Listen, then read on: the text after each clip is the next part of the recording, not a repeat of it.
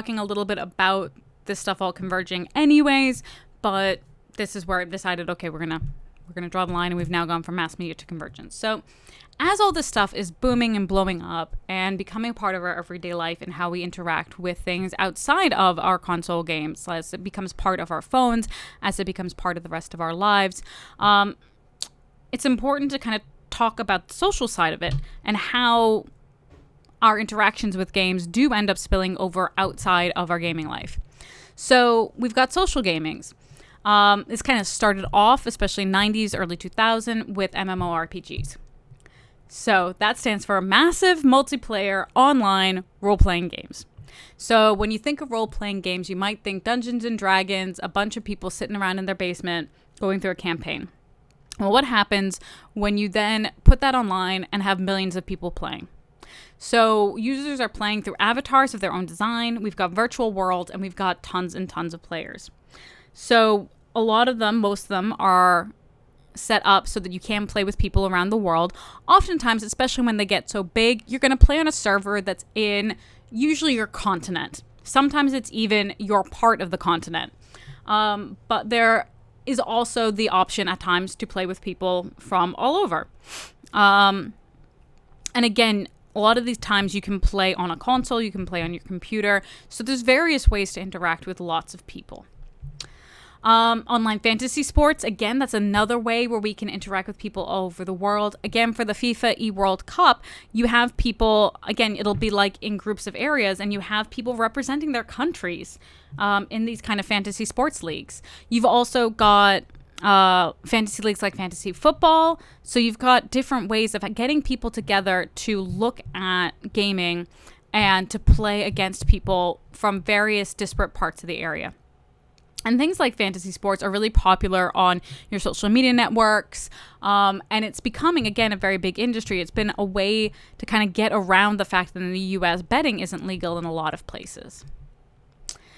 So when we're talking about communities within the game, we've also got communities outside of the game. So a lot of the communities, like when we're talking about virtual worlds, you might end up interacting with people outside the game as well as inside. But it's good to know about kind of some terminology. So if you are interacting with people in the game, it's usually either a pickup group, a pug. You might see that right now. We've got a new pug game is coming, and it's actually a rehash of an old game. But again, it's like these pickup groups. They're very temporary. They're usually assigned by algorithm. You're usually paired with people who have complementary talents. And it's brief. And then you've got guilds or clans, which tend to be more fixed and stay the same. So, for example, I play Elder Scrolls Legends when I'm not in class session time. I cannot give it enough time during the school year, during the semester. But over the summer, I'll play. Now, I'm in a guild, so I've got people who have like-minded interests who I like to chat to on the chat.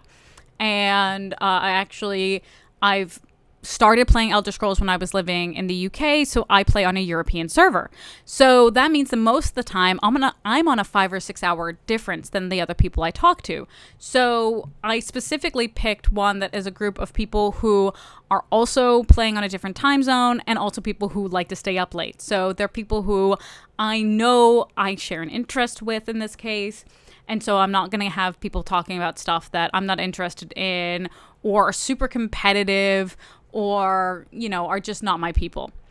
But, because I do have that 5-6 hour time difference, there are days when, especially if I log on during the work week, maybe not a lot of people are online and I want to do a dungeon that is hard. You need to have 5 people in order to go to some of these dungeons. So in that, there's a engine inside the game that will pair you with other people who are of your level, who are a different class than you, so that way when you go in, you have a really good team. Again, like in our clan, we might have a lot of people who are damage dealers. I also play a damage dealer. We need someone who can do healing. It wouldn't be great if we all went in and would get killed. No one would heal us. So when I want to do a dungeon, I do a pickup group inside that. And we just do the dungeon, and when it's done, we're done. I have no connection to these people. I don't care. I I don't really care who they are because I'm not interacting with them regularly. So that's kind of how groups inside of a game would work. But then a lot of times we have interaction with these people outside of the game as well. I do, in fact, I have one of my very best friends. She is marrying a guy she met on World of Warcraft. So at times, especially when it is the guilds, you get to know people. If you're playing the same game for 5 years more and you're staying in the same guild, then while people who are not regular players, oftentimes they'll drop out. A lot of places have a rule: if you don't play in 5 days, you get kicked. If you're a regular player, people get to know each other, and that's hardly the only tale of someone getting married because of a game. So we have people who share ideas outside of the game as well. We can have it be in service of the game. So modding. My husband plays Football Manager. It's hugely popular. And by football, we mean soccer.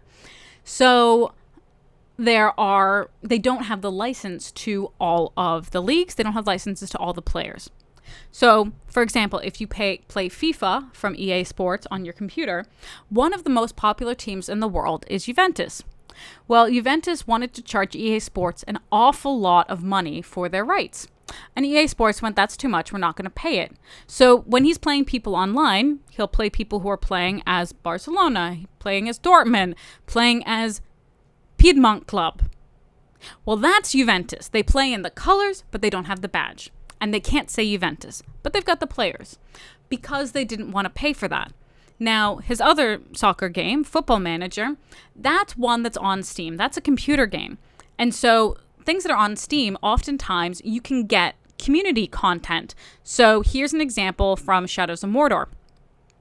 So in Shadows of Mordor, people have done how-to videos that they've posted to show you how you can build a certain class that's really good.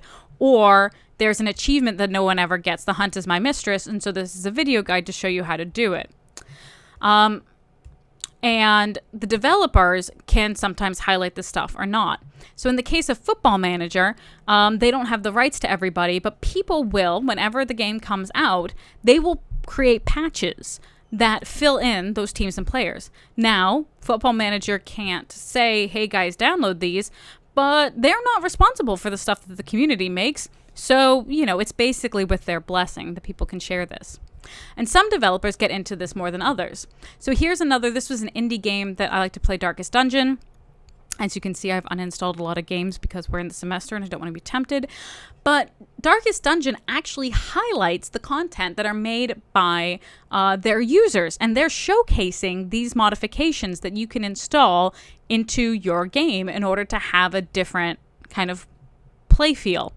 So these are ways in which it's that kind of back and forth that we talked about, where there's interaction between the people who make the game and the consumers. They're saying, hey, these are things we'd like to see. And in fact, they're so engaged that they're creating that content.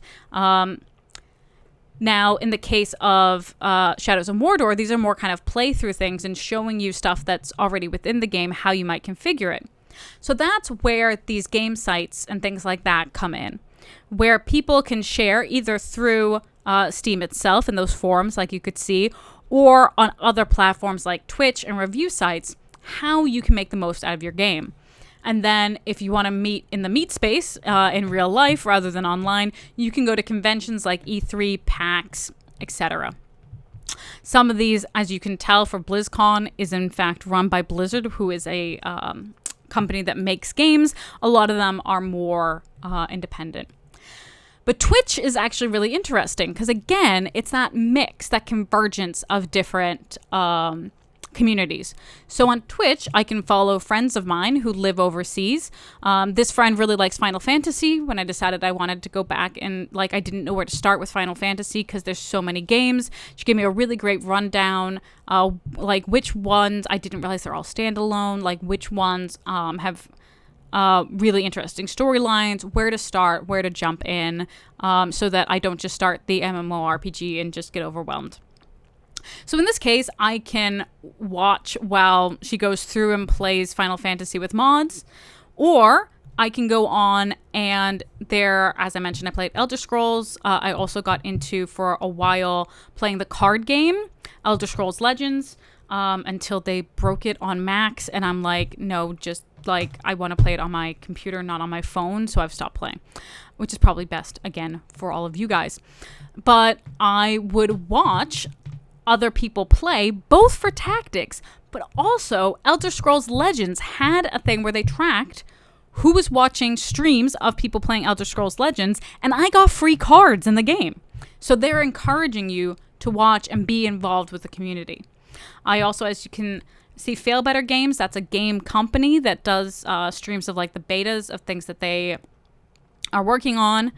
But also, you can find, there's Illustrator that I really like. It's husband and wife from the UK, Our Super Adventure, Sarah Grayley. She's a great comic book illustrator, and she and her husband play retro games. Sometimes, as you can see, they also show their cats, which is awesome. People show their pets on Twitch. It's wonderful. So it started off as a gaming site, got bought by Amazon, and now you have original content streaming through there. So when we had the National Women's Soccer League, the NWSL was back. They were the first professional league to come back this spring, and they streamed for their international audience all of their games on Twitch. So this little streaming site for gamers has become a huge platform that's owned by Amazon. So you can kind of see how this stuff now goes from being niche in the market of gamers into being part of regular culture. So our consoles are also becoming entertainment centers. Like I mentioned last time, we watch our ESPN Plus content on there. I can watch Hulu on there. I can watch my Netflix on there. While we also have portable players and mobile gaming. So we've got our phones that can be game centers, but we can also have things like Nintendo Switch, and there's competition. So, for example, I was playing Animal Crossing on my phone, the mobile version, before Animal Crossing came out on the Switch. And to be honest, I wasn't that grabbed by the Switch version, and it cost $70. So I didn't buy it. So yeah, it's interesting to see what ends up, where the competition is or isn't. Now, I don't think Nintendo's crying about my money. It's made plenty of money off of Animal Crossing. And again, it's boomed in COVID, but it's important to think about. So again, we're having our fantasy sports leagues. They're done as draft specials. The same thing with, again, the FIFA eWorld Cup is going to be on ESPN. And we've got things like podcasts about these things, especially things like fantasy, you'll often get as extra content on your networks that are about those sports leagues themselves. So like NFL Network has a fantasy TV show. We also have game-inspired movies, TV shows, again, Witcher, Resident Evil, that movie franchise, you know, you name it. Large, in the way that we have large comic books series becoming TVs and movies, exact same thing is happening with games. And it goes both ways. We also see, for example, Final Fantasy. The creator talks a lot about how he was inspired by different manga and anime. And we have seminal films like Akira and Ghost in the Shell end up influencing a whole generation's worth of digital game designers. So this all obviously plays into media and culture, but in the next set of slides, we're going to talk about some of the good and bad that has come from this kind of back and forth between video gaming and culture.